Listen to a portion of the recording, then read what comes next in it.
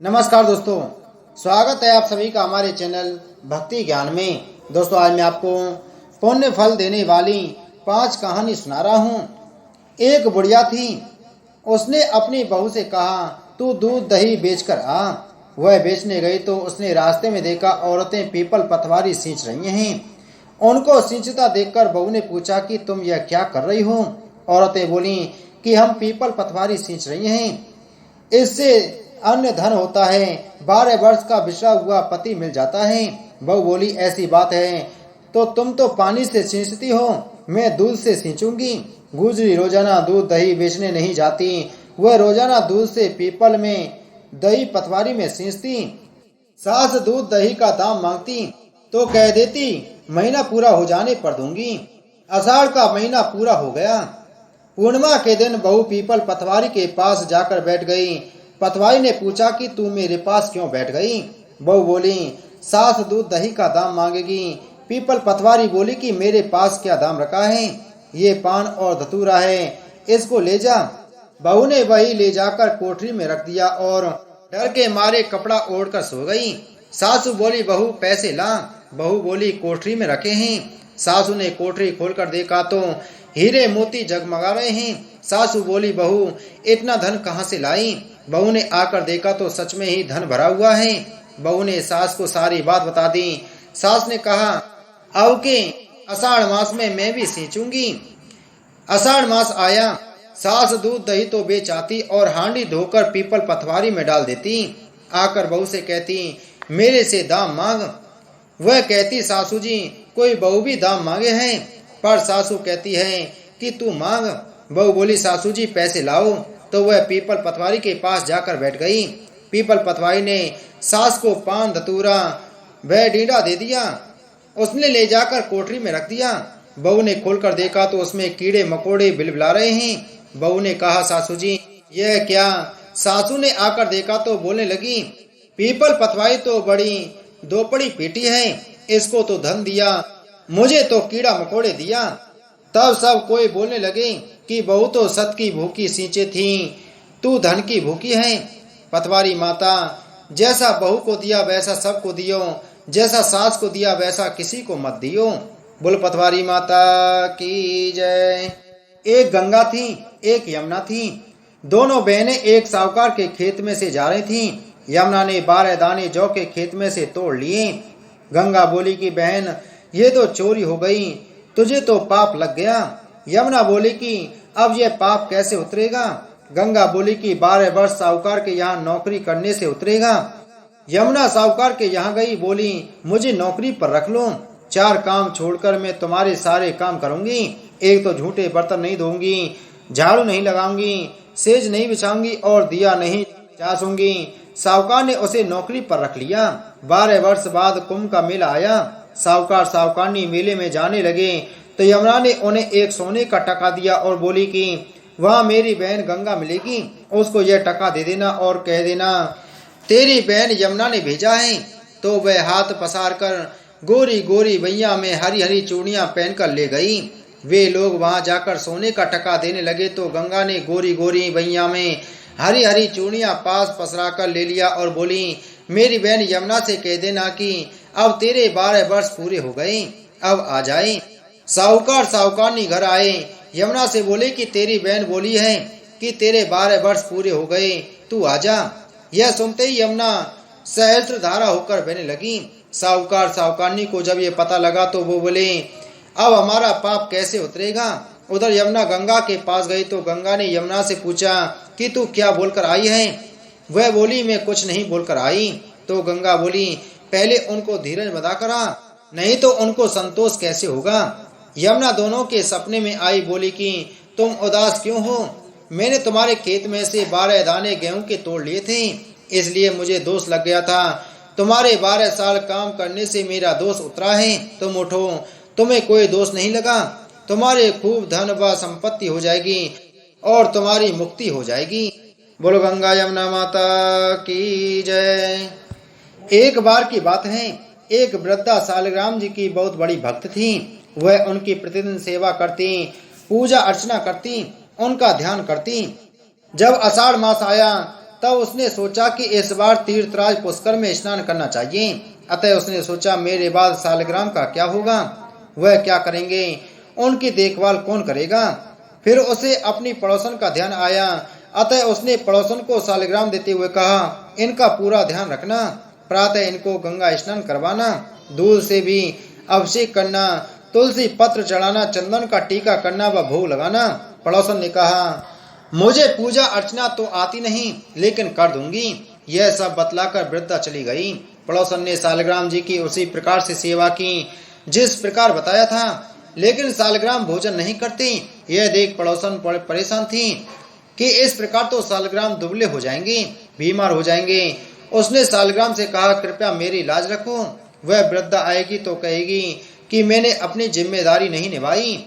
यह सुन सालग्राम ने सोचा क्या किया जाए। तब उन्होंने बालक रूप रखकर पड़ोसन का दिया भोग खाया और दूध पिया। इस तरह वह प्रतिदिन भोग खाने लगे। वह वहां पर बैठे बैठे सोचते क्या करूं। एक दिन उन्होंने कहा, आज से मैं तुम्हारे जानवरों को चराने ले जाऊंगा, आज से तुम्हारी गायों की जिम्मेदारी मेरी। पड़ोसन ने मना किया, लेकिन वह नहीं माने और प्रतिदिन नियमानुसार गौओं को चराने ले जाने लगे। कुछ दिनों पश्चात वृद्धा वापस आई और तुरंत पड़ोसन के यहाँ पहुंचकर बोली, तुमने मेरे सालग्राम की बहुत देखभाल की है, अब मैं आ गई हूँ, लाओ मुझे सालग्राम दे दो। यह सुन पड़ोसन ने कहा, बूढ़ी माँ जी, अभी सालग्राम गाय चराने गए हैं, संध्या समय आवेंगे तब उन्हें ले जाना। लेकिन वृद्धा अड़ गई कि नहीं, मुझे तो अभी चाहिए। वह लड़ने लगी। आसपास के लोग इकट्ठा होने लगे, लेकिन वह नहीं मानी। जैसे तैसे संध्या हुई। सालग्राम गौओं को लेकर वापस आए और गौओं को गौशाला में बांधकर अपने स्थान पर बैठ गए। पड़ोसन ने वृद्धा को सालग्राम देते हुए कहा, लो यह है तुम्हारे सालग्राम। वृद्धा ने कहा, घर में छिपाकर रख रखे थे, देने का मन नहीं था, इसलिए इतना झगड़ा किया। तब पड़ोसन ने सालग्राम से प्रार्थना की, हे प्रभु, इसे भी अपने असली रूप में दर्शन देकर बता दो कि मैं सही कह रही थी। तब सालग्राम ने वृद्धा को दर्शन दिए और सत्यता बताई। यह सुन वृद्धा पड़ोसन के पैरों में गिर गई और कहने लगी कि तुम्हारे कारण और आषाढ़ मास में स्नान के कारण मुझे आज सालग्राम के साक्षात दर्शन हो गए। आषाढ़ मास की ऐसी ही महिमा है। बोलो सालग्राम भगवान की जय। प्राचीन समय की बात है कि किसी गांव में एक बुढ़िया रहती थी। उसके 4 बेटे थे। बुढ़िया ने 4 ही भैंसें पाल रखी थी।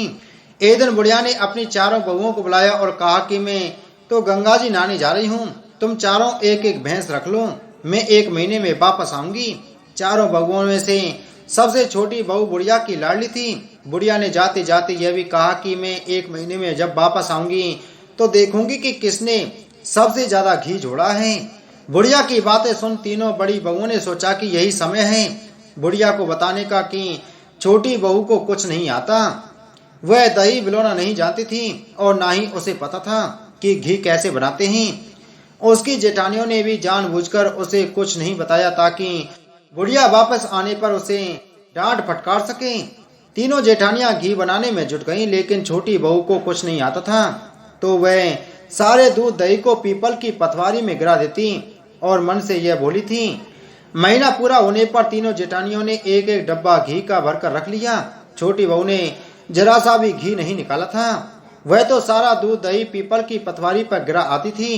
बुढ़िया के आने की खबर सुनकर वह पथवारी माता से कहने लगी कि मैं क्या करूं, मैंने तो सारा दूध दही यहाँ गिरा दिया है, अब मेरी सासू माँ आकर घी के बारे में पूछेगी तो मैं क्या जवाब दूंगी। पथवारी माता कहने लगी कि तुम ये 4 कंकल ले जाओ और 4 अलग अलग डिब्बों में रख देना, इससे चारों डिब्बे घी से भर जाएंगे। उसने ऐसा ही किया और उसके पास 4 डब्बे घी हो गया। अब सासू माँ घर आई और आते ही उसने चारों बहुओं से कहा कि लाओ अपना अपना घी दिखाओ कि किसने कितना घी जोड़ा है। तीनों जेठानियां अपना घी का डिब्बा ले आईं और मन ही मन खुश होने लगी कि अब छोटी बहू को सास से डांट पड़ेगी। छोटी बहू आई तो साथ में 4 डब्बे घी भी लाई। वह सब ये देख के हैरान हुई कि इसे तो दही बिलोना भी नहीं आता था, तो यह घी कहाँ से आया। वह कहने लगी कि जरूर इसके पति ने यह घी खरीदा है। इस पर छोटी बहू ने कहा कि मुझे तो कुछ नहीं आता था और ना ही मुझे किसी ने बताया कि किस तरह से दही बिलोकर घी बनाया जाता है। मैं तो सारा दूध पीपल में सींच देती थी और दही पतवारी पर चढ़ा देती थी। यह तो पतवारी माता की कृपा का प्रभाव है। छोटी बहू की सारी बातें सुनकर सारी बहुओं ने कहा कि अगर पतवारी माता को सींचने से इतना अधिक पुण्य मिलता है तब हम भी अगले साल उसे सींचेंगे और गंगा जी नहाएंगे। हे पतवारी माता, जैसे आपने छोटी बहू की सुनी वैसे ही आप सभी की सुनना। बोलो पतवारी माता की जय। बोलो पीपल देवता की जय। एक लपसी था, एक तपसी था।